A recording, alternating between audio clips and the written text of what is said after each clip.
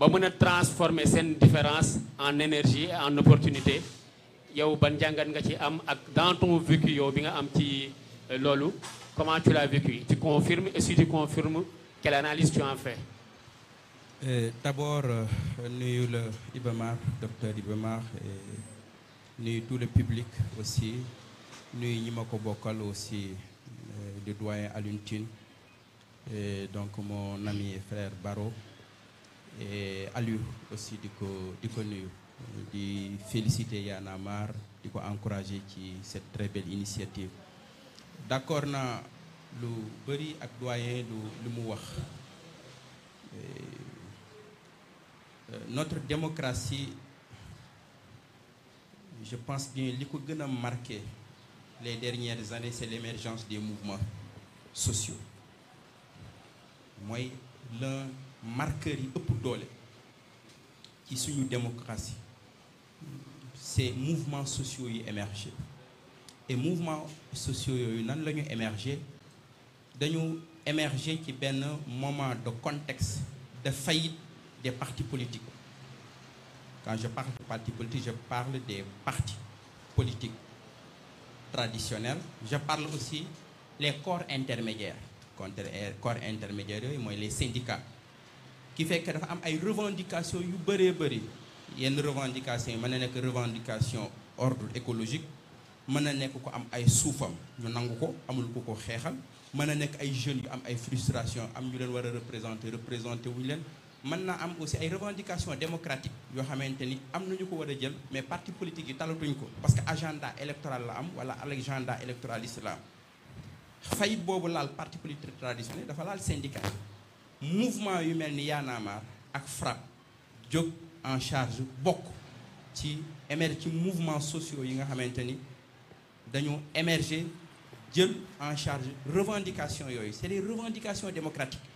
Parce que même bu dee ay revendications sociales, c'est des revendications démocratiques parce que c'est des aspirations naturelles, normales yoo xamante ni parti politique yi jëluñu ko, le pouvoir en place jëlu ko en charge, mouvement yooyu jëluñu ko en charge.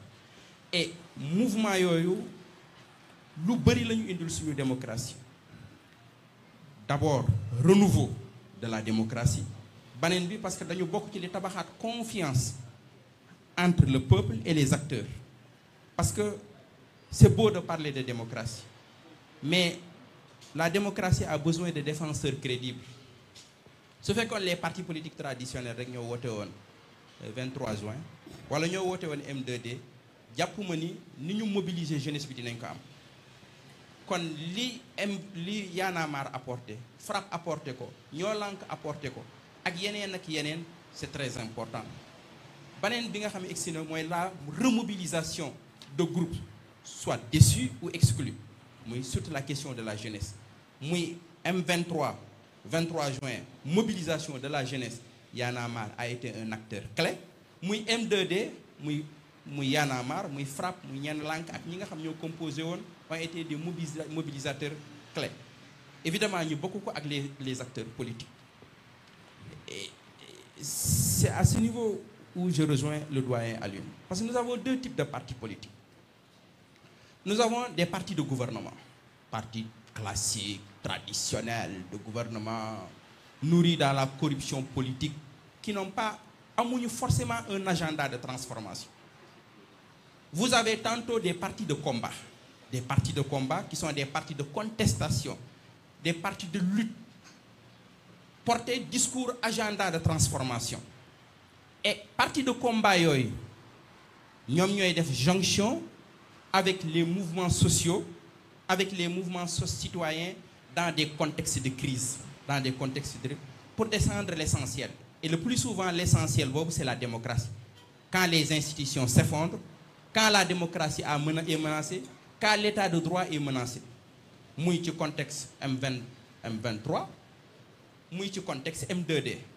Bu ci nekk les institutions ñoo menacées, bu ci nekk la démocratie moo nërmeelu, bu ci nekk l'état de droit moo nërmeelu. Parti politique yi ak mouvement yi retrouver wu ci agenda boo xamante ni dañuy défendre donc la démocratie. Et donc maintenant foofu complexité bi fi am mooy agenda yi bokkuñ. kii dafa am agenda électoral peut-être électoraliste keneen ki am beneen agenda boo xam ne institution yi moo koy def complexité bi ci jiitu mooy les mouvements sociaux dañuy bëgg a garder seen autonomie dañuy bëgg a garder seen autonomie ils ne veulent pas être phagocytés dañuy bëgg a garder seen autonomie mais beneen fragilité majeure bu may reprocher les mouvements citoyens bi nga xamante ni ñun yàpp naa ne am nañ ci responsabilité ci 2012 avec l'avènement de Macky Sall am nañ ci responsabilité ci M2D bi parce que les vrais acteurs de M2D à part tout ce qui s'est passé autour de Ousmane Sonko mais les acteurs majeurs du M2D c'est FRAPP, c'est Y en a marre. Je suis formel, je suis un acteur du M2D. À part le PASTEF et le que Ousmane Sonko a cristallisé, les acteurs.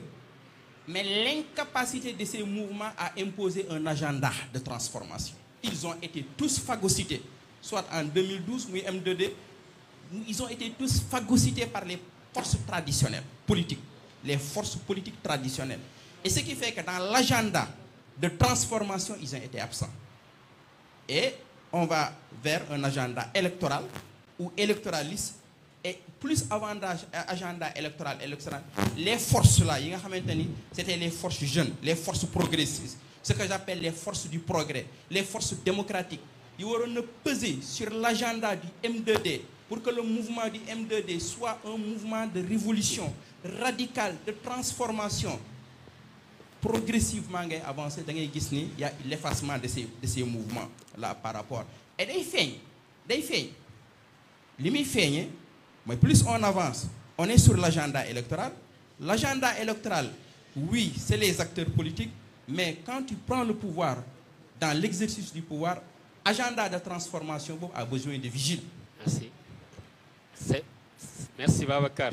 En tout cas, moi je pense que li nga dolli ci li doyen wax ça campe vraiment le débat parce que yow tam yokk nga ay points d'analyse yoo xamante ni hyper important yoo xamante ni c'est à prendre en compte. Et je pense que je vais embrayer là-dessus pour poser la question à Ousmane Baro. Pas forcément sur l'histoire du M23, M2D et tout, mais je pense que surtout sur fi nga jeexalee docteur Babacar.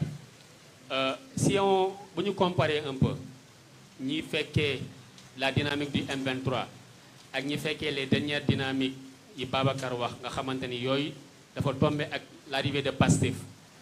Certainement il y a une différence sur les forces de proposition et de leadership peut-être des mouvements sociaux ou pas comparé avec les weesu et lolu bu amé amna lu ko expliquer parce que Babacar wax na sank ni wala doyen mako don wax né M23 ben ci condition yi taxone émergence am yomb mo don y avait un désenchantement à l'égard des partis politiques classiques et impossibilité de ces partis politiques là à fédérer les acteurs les populations derrière elles pour porter le combat.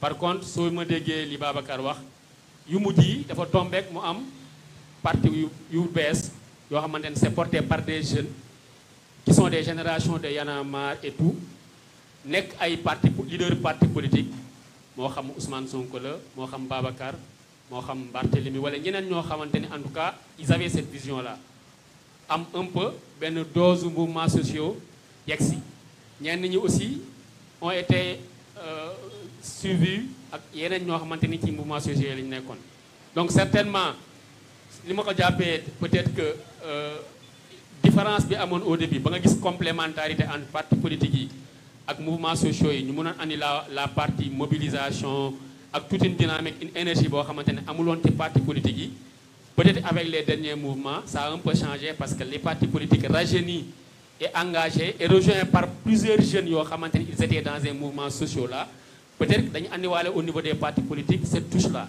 et que ça a changé un peu le jeu et du coup finalement peut-être que les mouvements sociaux ont eu du mal à s'affirmer peut-être. Mais bon, Aliou Sané viendra pour nous dire s'il est d'accord ou pas. Ousmane, lecture bi nga ci am yow en tant que xamanteni tu as vécu ça, tu as analysé ça. Est-ce que tu es d'accord avec cette analyse-là